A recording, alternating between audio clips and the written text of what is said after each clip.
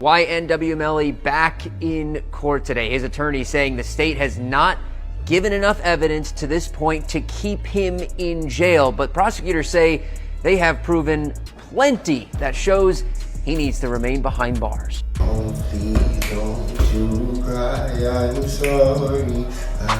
YNW Melly, the controversial rapper best known for his hit song Murder on My Mind, is currently embroiled in a high-stakes legal battle that has drawn the attention of both his loyal fan base and the broader public. With his trial scheduled for September 2025, Melly could have one last chance at freedom before he faces the full weight of his charges.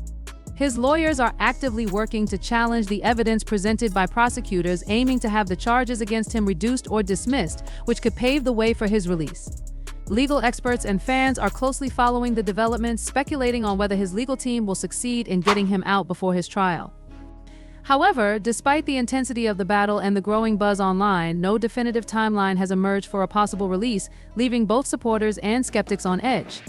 The case against Melly, whose real name is Jamel Demons, has been marked by its complexity and controversy from the very beginning. Accused of 2 first-degree murders in 2018, Melly is alleged to have played a role in the shooting deaths of 2 of his close associates, Anthony Williams YNW Chaser and Christopher Thomas Jr. YNW Juvie. The prosecution's theory is that Melly, along with another individual, Cortland Henry, staged the double murder to make it look like a drive-by shooting. The rapper has consistently denied the charges, and his legal team has mounted a defense that seeks to poke holes in the prosecution's case. As the clock ticks toward the trial, Melly's lawyers have been focused on challenging the evidence provided by the prosecution, with hopes of getting a ruling that could free their client from his current detention. One of the most notable figures to speak out on Melly's case has been fellow rapper Boosie Badazz. Known for his unflinching opinions and outspoken nature, Boosie has publicly criticized the treatment of Melly, suggesting that the federal government has been using underhanded tactics to ensure the rapper remains behind bars. Boosie has claimed that the authorities are manipulating the legal process by adding extra charges to the case as a means of keeping Melly locked up and preventing any chance of bail or bond. "When they want you, they'll do whatever it takes," Boosie remarked in a recent interview. His comments highlight the frustration many feel about the handling of Melly's case, particularly as the rapper's legal team continues to fight for his freedom. In an even more pointed accusation, Boosie called attention to the timing of the charges, suggesting that the authorities were strategically waiting for the passage of a new law that would allow them to pursue the case more aggressively. According to Boosie, the federal government bided its time until the law was in place before taking Melly to court. "I knew they were after him when they waited for that law to pass. It feels like they've been setting this up for a while," Boosie explained. Another unusual aspect of Melly's case is the lack of bond or bail after a mistrial was declared. Typically, when a mistrial occurs, it's expected that the defendant may be granted bond as a form of temporary release, especially when there is no clear outcome to the trial. However, in Melly's case, the judge made the controversial decision not to release him on bond after the mistrial, which left many wondering about the reasons behind this decision. This move raised suspicions that the prosecution and the judicial system were keen on keeping Melly locked up, regardless of the circumstances surrounding his trial. These statements have fueled speculation that Melly's case is more than just a criminal trial, but rather a broader legal strategy that may involve political motivations and an agenda to keep the rapper behind bars. Boosie's outspokenness has sparked a wave of discussion, with fans and commentators online debating the fairness of the case and the treatment Melly has received. What stands out in Melly's situation is the unorthodox and seemingly drawn-out timeline of his legal battle. For years, Melly sat in jail awaiting trial, with his case seemingly put on hold. In the time leading up to his eventual trial, it became clear that the federal government was waiting for a specific law to pass before making their move. After years of delays, the authorities finally took action just months after the law was enacted, leading many to believe that Melly's case was being strategically timed. The question that arises is why the case took so long to go to trial, especially when Melly had been sitting in jail for such an extended period. Some observers argue that the delays were part of a larger strategy to build a stronger case, while others contend that the case was simply a product of bureaucratic inefficiency. It left many fans and legal experts questioning, what's really going on here? Why was Melly denied bond when others in similar situations were allowed to go free pending retrial? This situation only added to the narrative that Melly's case might be being handled differently due to external factors that are not immediately apparent. For the past 5 years, Melly has faced a relentless battle against a legal system that appears determined to keep him behind bars. His case has been a symbol of the harshness and unpredictability of the criminal justice system, especially for high-profile individuals like him. Despite the overwhelming odds, his fans continue to hold out hope that his legal team will be able to turn things around and secure his release before his September 2025 trial. The uncertainty surrounding the case only adds to the tension as supporters rally behind Melly, hoping for a victory that could give him a second chance at freedom. In the meantime, the legal team's work is far from over. They are continuing to fight for Melly's release, carefully scrutinizing the evidence and seeking any legal loopholes that could lead to a favorable ruling. As the trial date approaches, the pressure is mounting on both sides. Melly's defense team is under the spotlight, with fans and legal experts eagerly watching every move they make. If they are successful in getting Melly released, it will be a major victory, not only for the rapper but for the ongoing fight against what many perceive as an unfair legal system. For now, all eyes remain on the case, with the public eagerly awaiting the next twist in what has been a long and dramatic saga.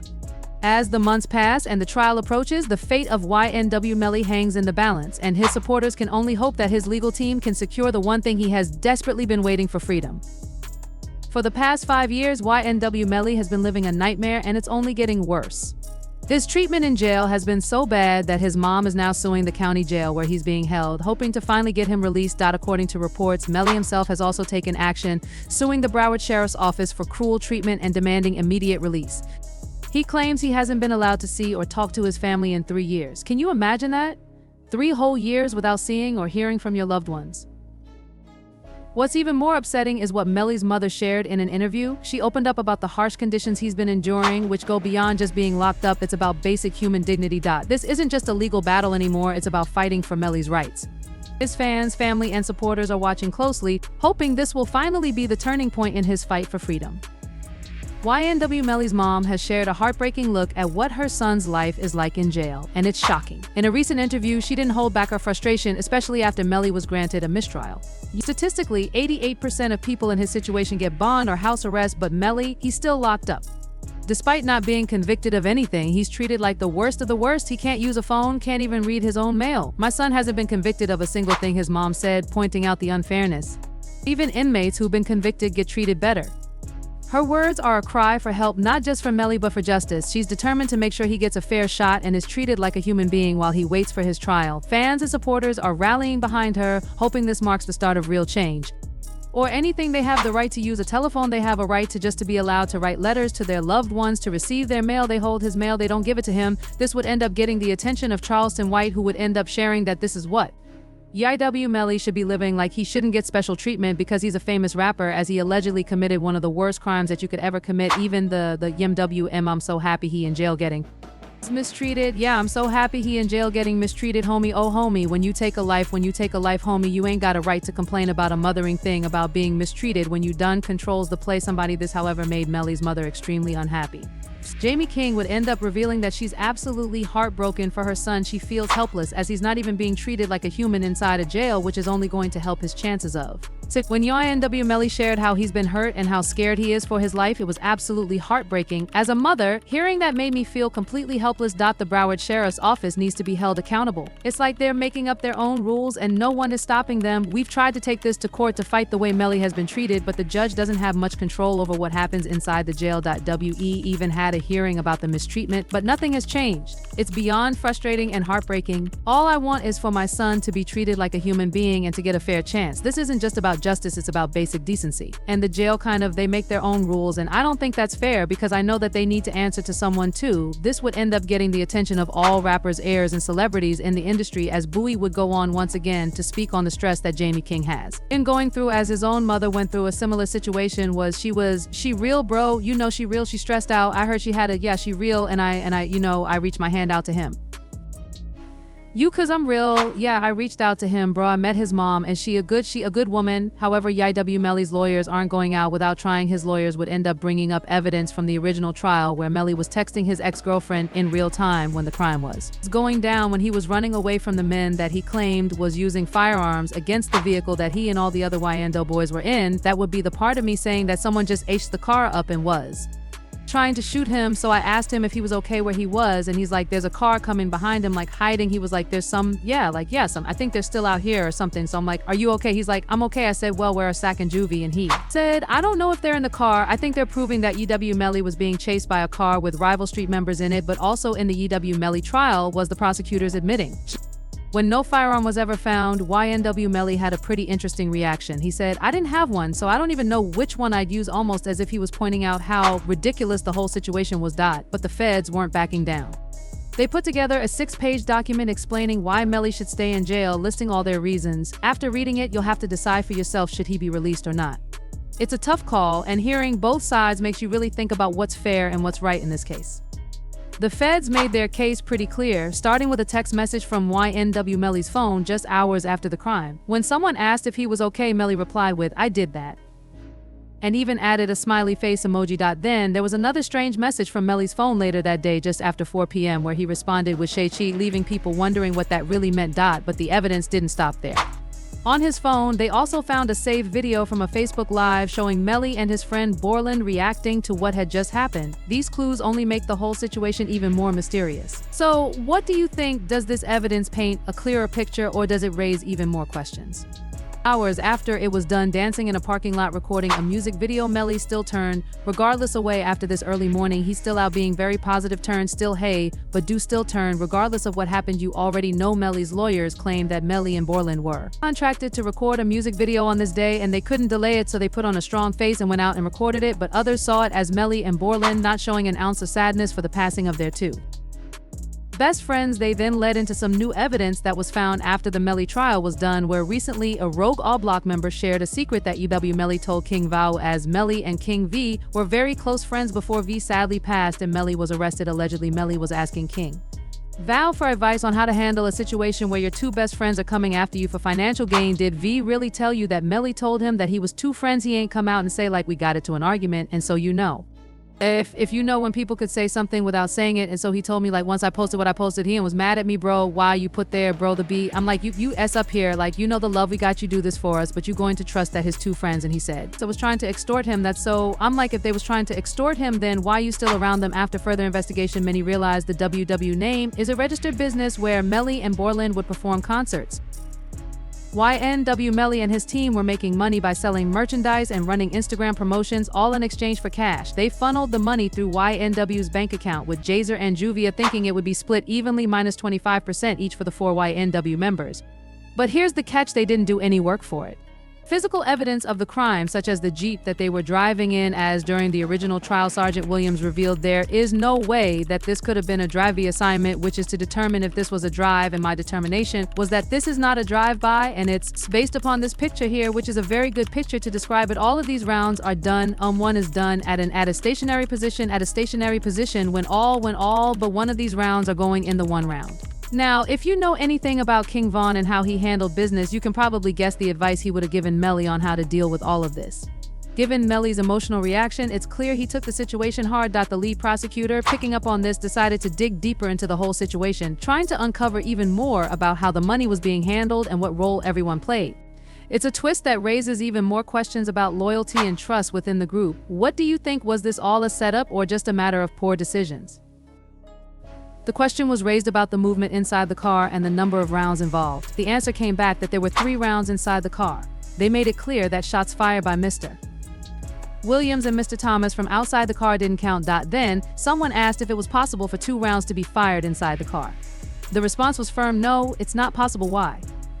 Because there wasn't enough time for that to happen. This led to the conclusion that the crime most likely happened inside the car based on the evidence and the timing. It's a key detail that could change how the whole case is understood.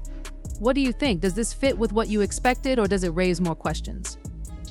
When asked about the person who got into the back seat on the driver's side, the answer was Jamal. They confirmed that this was in fact the defendant, Jamal Demons. As more evidence started to stack up against YNW Melly, the prosecutors didn't feel like they had enough to keep him in jail. So they made a shocking move. They targeted Melly's partner, YNW Bort. Bort was recently thrown in jail and now faces new charges. This action has caught a lot of people's attention, making many question whether the prosecutors are trying to take down everyone close to Melly. What do you think? Is this just part of their strategy, or are they pushing it too far? Let us know your thoughts. Co-defendant YNW Borland was booked into a Miami jail Monday night and is being held behind bars on an out-of-county warrant. We just confirmed the warrant is out of Broward County for witness tampering. The warrant obtained by Long Crime Network states as follows on or about April 10, 2023.